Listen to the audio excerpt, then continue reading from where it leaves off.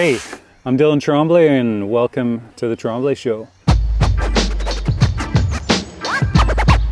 So with all the talk of the new Fox podium fork, I figured it was a perfect time to pull out all my old inverted single crown forks. Let's get right into it with our first fork, the Mountain Cycle Suspenders. This fork here came out in about 1992. The decals you see there, secret agent. Someone must put those on at some point, maybe a race team, a bike shop. I don't actually know. We could do some Google searching and see what the secret agent's all about. It obviously lived a pretty hard life. This was the first inverted fork that came out for mountain biking. Super beefy crown on here. It has one of the first disc brakes from back in '92. This is the Pro Stop brake. It actually has a specific hub and rotor that goes with it. That's just the cable there. The steer tube is actually replaceable on this, so you can run a longer or shorter steer tube. There's some really interesting machining marks on the back of the crown, and steers rolling away. But yeah, I don't really know, like the machine marks, it almost looks like it was pounded with a hammer, or you just got these swirly circles. I don't know. I don't really know what kind of machine would leave that. How could anyone deny seeing one of these forks if you're flipping through the pages of a early 90s mountain bike magazine? The Mountain Cycle Suspenders, which were on the Mountain Cycle full suspension frame, that was around 92, 93. There are ads in all the bike magazines. Seeing a dual suspension, dual disc brakes in the early 90s was unreal. Most bikes were either fully rigid or front suspension was just starting to come into play. This fork, super memorable for me. There's a lot of small details as a kid that I knew nothing about. So this fork is actually a whopping 2 inches of travel, and it weighed 5.5 pounds with the disc brake caliber and the disc. So yeah, that's the Mountain Cycle Suspenders, the first inverted single crown fork in mountain biking. Wow, legendary. Look how thick and beefy fork legs are, the crown. Everything about this fork is ahead of its time for 92 in my opinion. So back in 1992, you could buy that fork, caliper, and disc hub for $549 US. Quite the investment if you wanted this setup on the front end of your bike. But can you imagine in 92 having this fork and this brake? I didn't have disc brakes till 99, I think it was. So there's a few other details on this fork that I've noticed that are quite interesting. Replaceable dropouts. Have you ever seen replaceable dropouts on a fork? I don't know if that's a good thing, but if you did damage your dropout, you would just call up Mountain Cycle, hey, can I get another dropout? I bent mine, and just bolt it back on there. So that's kind of cool, but it does seem like the weak point, potential weak point on this fork. I'd love to pull this fork right apart, every bolt, and take it out and disassemble it completely and see what's inside. That'll be a future video.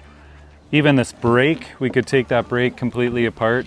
Anodized purple. This little adjuster knob here, there's a little spring here. So we're gonna have to get this fork operational, test out this brake, and see how everything works. Is that? I'm noticing now that this brake is actually a cable actuated hydraulic brake. I've noticed these nipples on the caliper, so there must be a small reservoir inside there that's activated by the cable pull. So that's pretty cool. So we might actually have to bleed this hydraulic brake to get it working properly. All right, next up, fork number 2. The Halson design inverted fork. Bit of a niche fork. I never did see any of these forks in my bike shop. Bike shop was littered with RockShox, Manitou, but I did see these in the mountain bike magazines. Halson designs always had very memorable ads, and I can still remember them to this day. So this fork here, you got a really cool machine brace. Nothing really out of the ordinary. I guess one of the really interesting features on this is a boot, a fork boot that covers the seals inside the fork. It actually runs almost all the way down the fork leg. So this was probably a expensive custom boot for them to make, and it has their logo on the front. Looks pretty clean. This fork's still in quite nice shape. Ooh, look at that. Ooh, look at that rod. Bet you didn't expect to see this rod of elastomer in such good shape after all these years. This is probably 30-year-old elastomer. Usually these elastomers with time just turn into goo and they just gunk up the fork and melt inside. It makes it nearly impossible to remove. But this one, look at that. It's solid, it's still firm. So I'm guessing this fork could be ridden as is. All these different colored elastomers signified different compression rate. Depending what you needed for compression and rebound, you would just move around these elastomers. Oh man, doesn't really move right now. I wasn't sure on the cost of these forks, so I had to do a quick Google search. They had about 80 mils of travel, similar to the Suspenders, weighed about 5.5 pounds, but I did dig up an ad. So this is why the old ads were so memorable. Looks like they're about $300 US, which is actually, was probably a pretty good deal back in the day for a suspension fork of this caliber. Yeah, that brings back memories. I guess the idea behind this ad here is like, don't mess around with oil. There's a guy who's putting oil in his forks, making a mess. I think the idea behind this is ride the Halson design. It's just elastomer and it's gonna work great and be less hassle, less maintenance. I was pretty happy when I finally added this fork to my collection. Just a lot of years wanting one in my collection, and now I've got one in my collection. All right, here we go. Let's check out fork number 3. After the success of this Halson Designs fork, they came out with their 2nd generation fork, which was the Halson Design PDS. Look at that sexy fork. Look at those curves. Look at that wide crown. That's one sexy fork, if you ask me. This was the 2nd generation of the Halson Designs fork. They made a stiffer crown. The 2nd generation Halson Design fork was the PDS technology, highly sophisticated dampening, which was the pneumatic dampening system. I really do like the looks of this fork. The anodized purple, the curves, that's one sexy fork. This came out in about 95. I think it cost around $500. I think it was 2.5 inches of travel. So you got a ½ inch more of travel out of this than the older Halson Design fork. How much did it weigh? Probably 3.5 pounds. So they reduced the weight, added some travel, and made a fine looking fork for 1995 in my opinion. Ooh, ooh. Look at that elastomer, still intact, skewered on the rod. It actually feels pretty, that elastomer feels perfect. I don't know what kind of compression ratio that is, but let's throw that back in there and give her a squish. Another fun fact about this fork here, made in the USA. I'm guessing this was made in the USA as well. So all this was machined and built in good old USA. Oh. Oh baby, that feels good. Can you hear that? So another really interesting feature on this fork is how the brake arch and the brake mount actually slides. They've notched out the inside of the fork leg. So this is your travel here.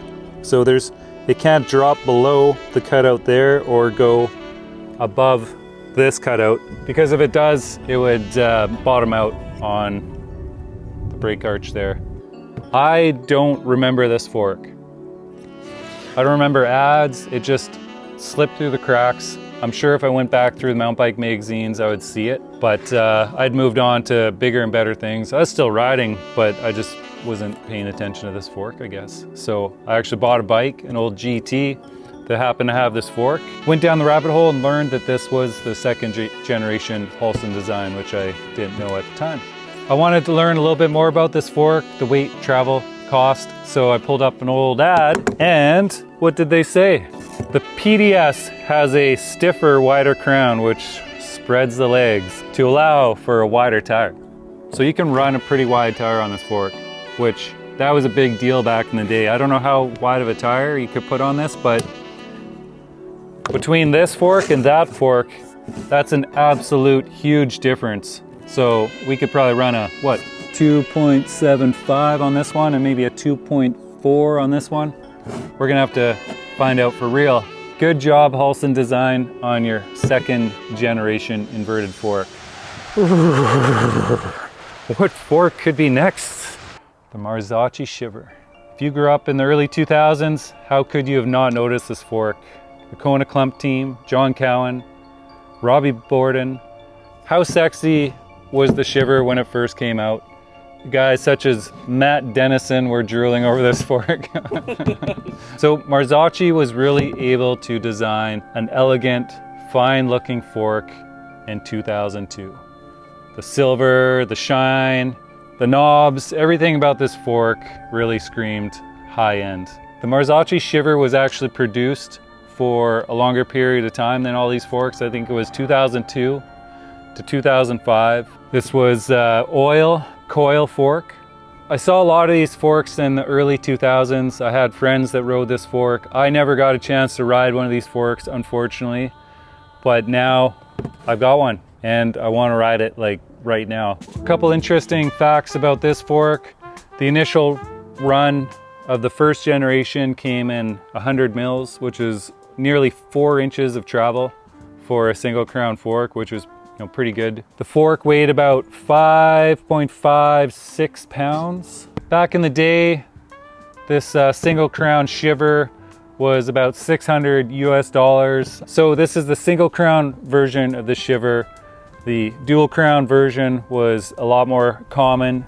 This knob is smoother than my pickup lines. Easy to dial in. Marzocchi was the first single crown mountain bike fork that sported the 20 mil axle. So basically this was the first single crown free ride fork. Going to this 20 mil axle, bolt on, just helped really stiffen everything up and keep it robust. Interesting detail about this fork here, this Shiver, I got from a Rocky Mountain employee. So this could very well be an early prototype. I just noticed a few details like the bolt-on crown, and there's a few other differences that are quite unique on this fork. So you see the later versions have the press fit crown, where this earlier version actually is bolted on. And there's a couple other subtle changes if you look closely on these forks. The dropouts are way beefier on this later version. This is very slim and minimal. The bolts are smaller. So yeah, this early version is actually quite unique. Another thing that this one is missing is the fork guards. So that was pretty iconic on the inverted forks. They all had the guards to protect your fork legs. The fork guards were actually pretty important to have on these older single crown forks, just because they're very susceptible, to hitting rocks and whatever. And you didn't want to scratch the stanchions, because as soon as you scratch the stanchions, then your forks would start pissing out oil. And if they're pissing out oil, they're not going to work.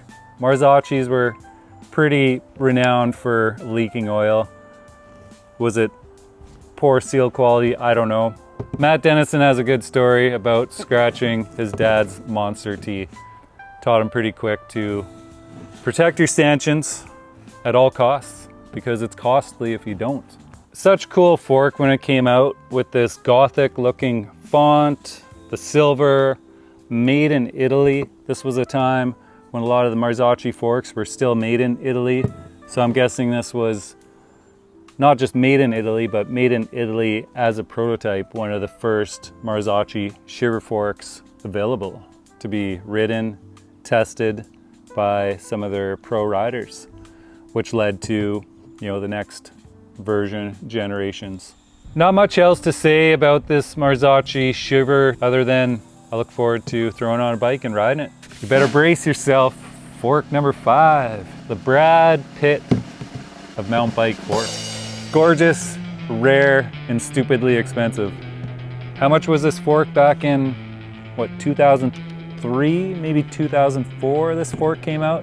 It's actually hard to find any info on this fork because it is so rare. This fork took me over 10 years to find. I searched and searched high and low, and I couldn't find one anywhere. So I was pretty stoked when I acquired this fork from a friend in the Kootenays. This fork came out around the same time as the Shiver SC. As far as I know, the weight was comparable, around 5.5 pounds. This had more travel, but the later versions of the Shiver had the same travel as this.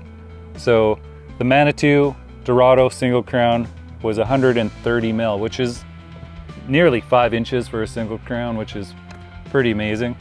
Carbon legs, you can see the machining of the aluminum and the carbon here, the carbon tubes glued and inserted into the crown, and over time that becomes brittle, so it's probably not safe to ride this fork.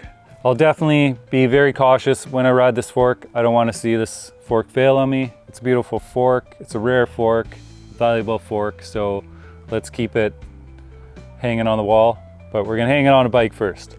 As you can see, the fork guards aren't matching. This right side here is missing a decal. You can see that the fork guards, which I think are original, don't quote me, I'm not sure if these are the original guards, but someone might have just peeled the decal off this side, I don't know, but in time I'm gonna replace this with an original decal and it's gonna look just great. Let's see how plush this thing really is. Ooh, yeah, it feels pretty good, pretty firm. I guess this is the compression knob on the top, machined and knurled for easy use. Oh man, yeah, that gets really stiff. And then got the rebound on the bottom here. Oh yeah, let's see if that makes any difference. Oh yeah, a little bit. Another really cool feature on this fork, which you wouldn't notice looking at it, is there's a titanium spring inside, so I think that helped reduce the weight just a little bit. Titanium springs were also fairly common on rear shocks. And on the Manitou, we had this hex through axle, which was basically flexing on all the other companies because it made things so stiff. So nice work, Manitou, with this beauty here. I mean, this thing's so pretty. I think I might just hang it on the wall, but nah, I'm not gonna do that. I'm gonna throw it on a bike and shred it. And Fox, if you're jealous, send me the new podium fork and we'll compare.